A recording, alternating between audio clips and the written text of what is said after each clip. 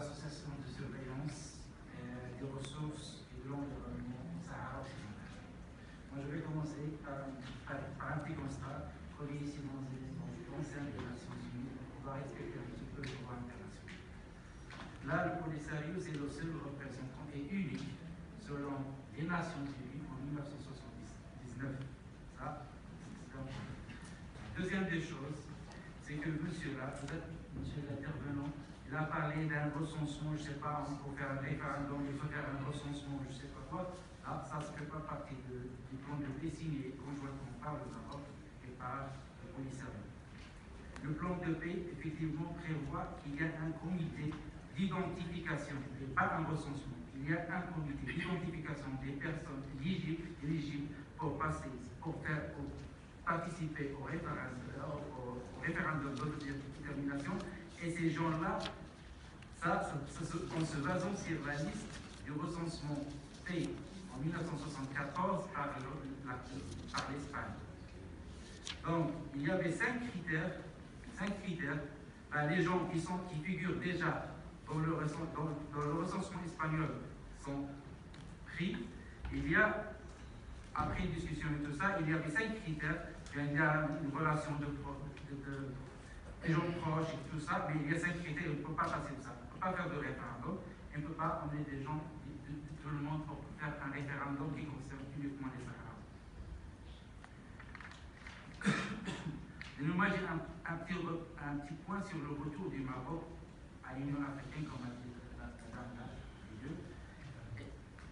Elle a parlé quant au retour, j'ai une certaine confusion là-dedans. Là, le retour en 1984, au sein de l'Organisation de l'Unité africaine, le Maroc est sorti. Parce qu'on a accepté le Front Polisario ou la République saharaoui. C'était en 1900. Et il y avait par la suite un jeu médiatique énorme, que je me rappelle, j'étais encore gosse, je me rappelle très bien ce qu'il était. En 2017, c'est le même show médiatique qu'on voit, mais le problème, c'est que le Maroc a regagné l'unité africaine, mais le Polisario, la République saharaoui est toujours là-dedans. Pire encore, c'est que là, avant de passer à cet acte de revenir à l'Union africaine, il a dû accepter certaines clauses de l'Union africaine qui comprennent entre autres la reconnaissance des frontières héritées de l'Espagne, de colonisation. Ça, c'est un problème. Veuillez abréger, s'il vous plaît. Oui, un petit point, s'il vous plaît. Veuillez abréger, nous sommes différents. Oui, monsieur.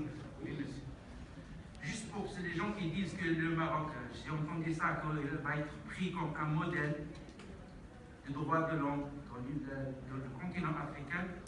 Il faut jeter un coup d'œil sur la situation au Maroc. D'abord, moi, je vis au Maroc. Je suis sahraoui d'origine, mais je vis au Maroc. Je vois dans les yeux ce modèle. Là, si on ne peut pas voir dans les yeux, il faut jeter sur le dernier rapport du département américain, il y a quelques jours.